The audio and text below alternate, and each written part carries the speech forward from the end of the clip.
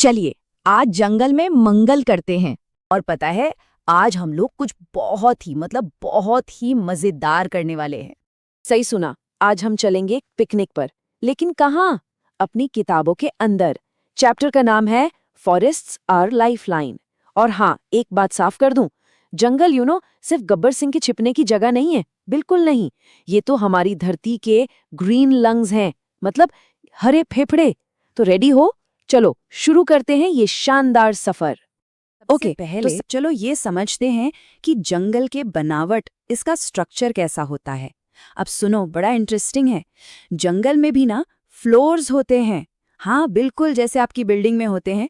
और हर एक लेयर का, हर एक परत का अपना एक खास काम है। तो देखो, सबसे ऊपर टॉप पर होता है क्राउन। क्राउन मतलब पेड़ का वो हिस्सा जहां से सारी टहनियां निकलती हैं। सिंपल है, जैसे हमारे सिर पर बाल, वैसे ही पेड़ पर क्राउन। फिर जब बहुत सारे पेड़ों के क्राउन ऊपर जाके मिल जाते हैं तो क्या बनता है?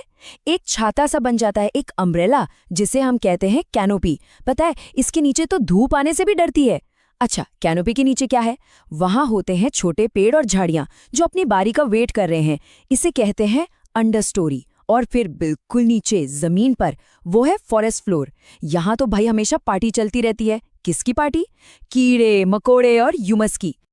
चलो अब मिलते हैं जंगल के असली हीरो से। पता है, ये लोग पर्दे के पीछे काम करते हैं, लेकिन इनके बिना जंगल का कोई अस्तित्व ही नहीं है। सच में। तो आखिर हैं कौन ये मिस्टीरियस हीरोज? ये वो हैं जो पूरे जंगल को साफ सुथरा और हेल्दी रखते हैं। तो चलिए मिलते हैं हमारे इन सफाई कर्मचारियों से। ये हैं डीकंपोजर्स, मतलब बैक्टीरिया और फंगी जैसे छोटे छोटे जीव। दिखने में छोटे हैं, पर इनका काम बहुत बड़ा है। ये क्या करते हैं? ये मरे हुए पत्तों को, टहनियों को, यहाँ तक कि जानवरों को भी खाकर उन्हें वापस मिट्टी में मिला देते हैं। ये नेचर के अल्टीमेट, सबसे बेहतरीन रिसाइकलर हैं। और डीकंपोजर्स जो चीज बनाते हैं ना, उसे कहते हैं ह्यूमस। ये काली खाद है। अरे सीधे सीधे बोलूं तो मिट्टी का च्यवनप्राश है ये। सच में, ये मिट्टी को ऐसी ताकत देता है जैसे जैसे कोई बादाम शेक। इसीलिए तो कहते हैं कि जंगल में नो वेस्ट पॉलिसी चलती है। यहाँ सब कुछ रिसाइकल होता है बॉस। तो अब हमें ये तो पता चल गया कि जंगल काम कैसे करता है, राइट? अब ये जानते हैं कि आखिर ये हमारे लिए इतना इतना वीआईपी क्यों है।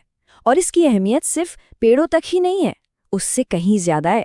सबसे पहला पॉइंट, जंगल हमारे ग्रीन लंग्स हैं, हरे फेफड़े।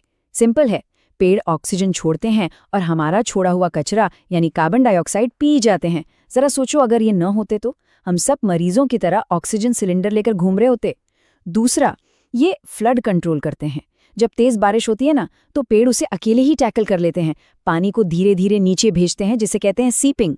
और तीसरा, पेड़ों की जड़ें मिट्टी को ऐसे पकड़ के रखती हैं जैसे मेले में आप अपनी मम्मी का हाथ पकड़ते हो। इससे क्या होता है? मिट्टी का कटाव, सॉइल एरोजन रुक जाता है। ऑल राइट, तो अब तक सब समझ आ गया? बहुत बढ़िया। अब टाइम है कुछ सवालों का, वो सवाल जो एग्जाम में लंका लगा सकते हैं। मतलब ये तो आना ही चाहिए। तो चलिए शुरू करते हैं। सवालों का तड़का। तो पहला सवाल, जानवर जो हैं वो जंगल को बढ़ने में, ग्रो करने में कैसे हेल्प करते हैं? सोचो सोचो, क्या वो सिर्फ वहां रहते हैं या कुछ काम भी करते हैं? देखो भाई, ऐसा नहीं है कि जानवर सिर्फ खाते और सोते हैं। बिल्कुल नहीं। वो बीजों को इधर उधर फैलाते हैं, जिसे कहते हैं सीड डिस्पर्सल। वो फूलों का मेल मिलाप कराते हैं, यानी पॉलिनेशन। और हाँ, जब वो मर जाते हैं या उनका जो वेस्ट होता है, वो नेचुरल खाद, नेचुरल फर्टिलाइजर बन जाता है। तो इसका मतलब क्या हुआ? जंगल के असली गार्डनर्स तो यही है। ओके, अगला सवाल, और ये बहुत बहुत इंपॉर्टेंट है। समझाइए कि जंगल फ्लड को यानी बाढ़ को कैसे रोकते हैं। अभी इसकी बात की थी हमने, याद है ना? इसका जवाब ना बहुत सिंपल है। जंगल एक जायंट स्पंज की तरह काम करता है। सोचो, जब बारिश होती है तो कैनोपी पानी की स्पीड कम कर देती है। फिर फॉरेस्ट फ्लोर उस पानी को सोख लेता है। अगर पेड़ नहीं होंगे तो पानी सीधा जमीन पर छपाक करके गिरेगा और बहता हुआ सीधा शहर में बाढ़ ले आएगा। जबकि जंगल में क्या होता है? पानी धीरे धीरे नीचे जाकर वाटर टेबल को रिचार्ज करता है। सिंपल।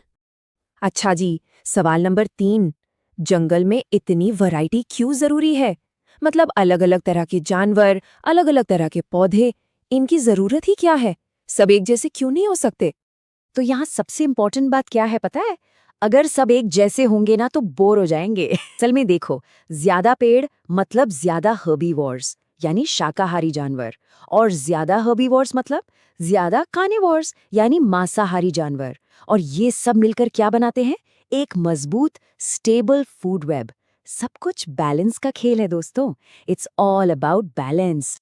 और अब इस राउंड का आखिरी सवाल, क्या जंगल में कुछ भी एनीथिंग वेस्ट होता है? बिल्कुल नहीं, कतई नहीं। जंगल में कुछ भी वेस्ट नहीं होता। जो मर गया उसे डिकम्पोजर्स ने खाद बना दिया। वो जो खाद बनी उसे पेड़ों ने खा लिया और बड़े हो गए। यहाँ जीरो वेस्ट मैनेजमेंट चलता है मुन्ना। सब कुछ एक परफेक्ट साइकिल में है। अच्छा, हमने जंगल की खूबसूरती की बात की, उसके फायदों की बात की, लेकिन अब एक बहुत ही गंभीर, एक सीरियस विषय पे बात करते हैं। क्या होगा अगर ये जंगल गायब हो गए तो? ये एक ऐसा सवाल है जिसके बारे में हम सबको सोचना चाहिए। जरा इमेजिन कीजिए, एक ऐसी दुनिया जहां जंगल है ही नहीं। कैसी दिखेगी वो दुनिया? तो देखिए क्या होगा। जंगल के बिना हवा में सिर्फ कार्बन डाइऑक्साइड ही कार्बन डाइऑक्साइड होगी। इससे क्या होगा? हमारी धरती एक गर्म तवे जैसी हो जाएगी, जिसे हम ग्लोबल वार्मिंग कहते हैं। और फिर जल्द ही बारिश बंद हो जाएगी और पूरा मौसम का साइकिल अस्त व्यस्त हो जाएगा, डिस्टर्ब हो जाएगा। तो आज हमने जंगल की दुनिया की एक शानदार सैर की है ना। हमने देखा कि वो कैसे काम करते हैं और हमारे लिए इतने जरूरी क्यों हैं। इसलिए हमेशा याद रखिए, पेड़ लगाओ, ऑक्सीजन बचाओ। और हाँ, हमारे साथ रोज पढ़ने आओ और सीख जाओ।